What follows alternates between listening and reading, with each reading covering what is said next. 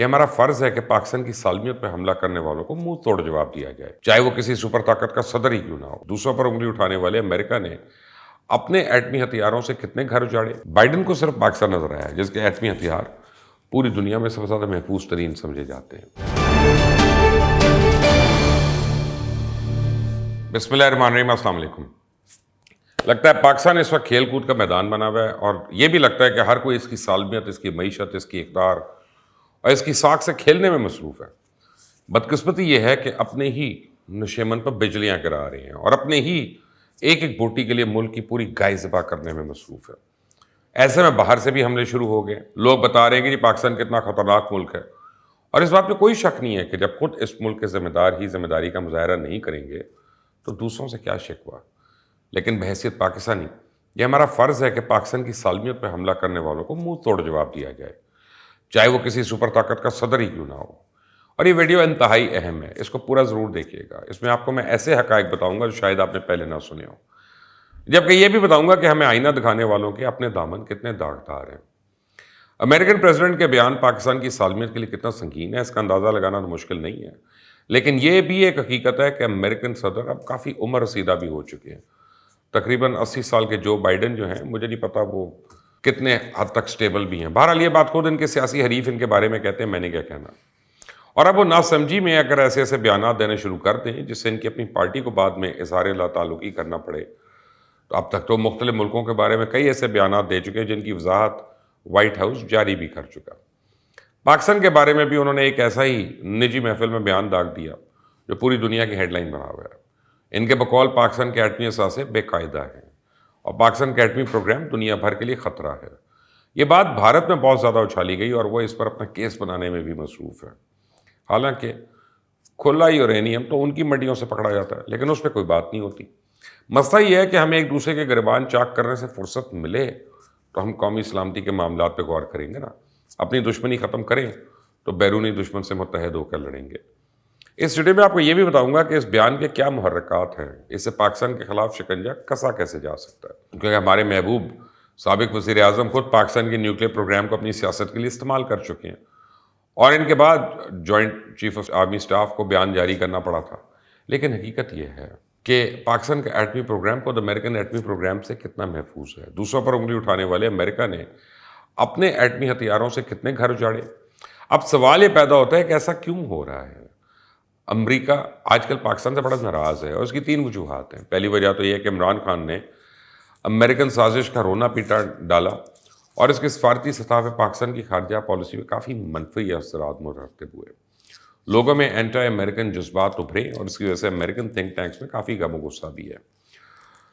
دوسری وجہ ہماری حالیہ خارجہ پالیسی ہے۔ عمران خان جب ڈونلڈ ٹرمپ سے ملاقات کے لیے گیا تو ٹرمپ نے اس کی بڑی تعریفیں کی، یہ تک کہا کہ عمران خان سے پہلے پاکستان ہمارے لیے کچھ بھی نہیں کر رہا تھا، پتہ نہیں کون سی خدمات پیش کر کے آئے تھے بھائی جان اس کو، جو اتنی آؤ بھگت ہوئی، کیونکہ ممالک کے درمیان کچھ ذاتی بات تو نہیں ہوتی ہے، صرف لین دین ہوتا ہے۔ حال ہی میں اقوام متحدہ کے اجلاس سے پاکستان نے امریکہ کی امیدوں پہ پانی پھیر دیا۔ امریکہ چاہتا تھا کہ پاکستان رشیا کے خلاف قرارداد پہ ووٹ ڈالے، لیکن پاکستان اس اجلاس سے ہی غیر حاضر رہا۔ پاکستان نے یوکرین کے حق میں بھی ووٹ دینے سے انکار کیا، اس پہ بھی امریکہ کافی سیکھ پا ہے۔ ایک اور بڑی وجہ ہمارے رشیا اور چائنا کے ساتھ بڑھتی ہوئی قربت ہے۔ عمران خان نے جب رشین صدر سے ملاقات کی تو اس وقت رشین گورنمنٹ کی آفیشیل ویب سائٹ پہ ایک غیر رسمی سی سٹیٹمنٹ جاری کی گئی، لیکن شہباز شریف کی حالیہ ملاقات کے بعد رشین حکومت اور روسی اخباروں نے اس ملاقات کو کافی کامیاب ملاقات قرار دیا۔ تیل اور گیس کے معاہدوں پہ گفتگو ہوئی، اس کے بعد امریکہ بہت ذرا خفا ہو گیا۔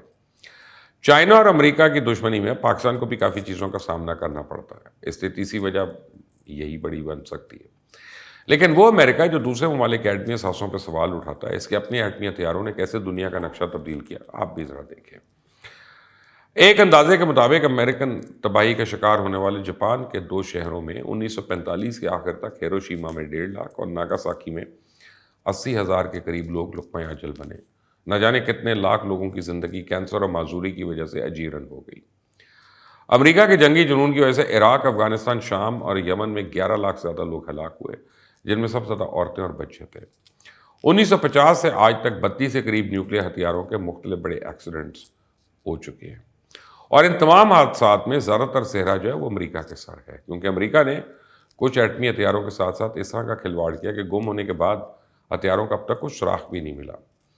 امریکہ نے 9 سے زیادہ ایٹمی ہتھیار جنگ کے دوران یا پھر مختلف جنگی مشقوں کے دوران گم کیے جو ابھی تک نہیں ملے۔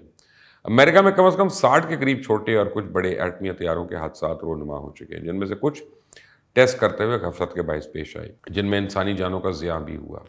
13 فروری 1950 کو ایک امریکی جہاز B-66 کچھ ایٹمی ہتھیار لے کے سفر کر رہا تھا اور 6 گھنٹے کے بعد جہاز میں کچھ فنی خرابی ہوئی، جس کے بعد جہاز مزید لوڈ برداشت نہیں کر سکا۔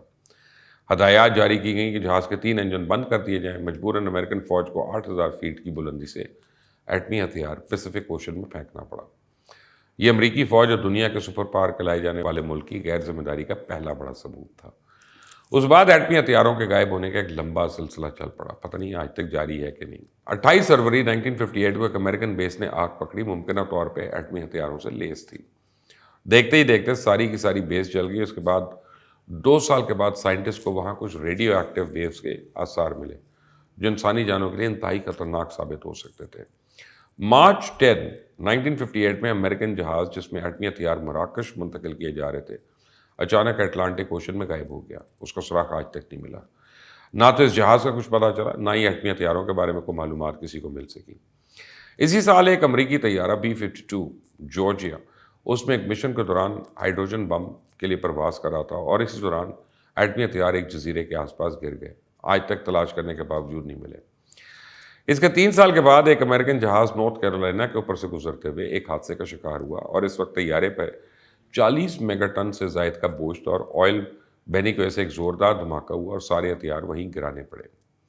اگر یہ حادثہ کسی شہر کے اوپر پیش آتا تو شاید پتہ نہیں بہت زیادہ ہلاکتیں ہو جاتی۔ دسمبر 5 1965 امریکن بحری جہاز کچھ ایٹمی ہتھیار اور ایئر کرافٹ لے کر جا رہا تھا۔